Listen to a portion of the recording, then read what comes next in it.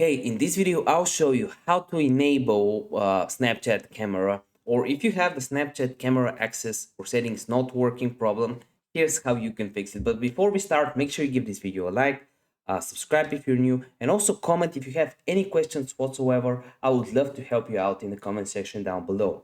So the first way and the first thing you want to make sure you do is you go on the App Store or the Google Play Store, type in Snapchat, and you want to make sure that Snapchat is up to date. So if you go here, if you have an update version option, make sure you update it. If not, go on settings, go on general, click on iPhone storage. There you want to find Snapchat and you want to clear your cache. It's pretty much the same thing on Android. When it loads, you go on Snapchat, you click offload app and it basically resets the app. If that doesn't help, you click on your profile photo here, you click on the settings, you go over to additional services and click on manage, then you click on permissions, and here you have the camera settings permissions that you can change. If this video helped you out, give it a like. See you next video. Bye.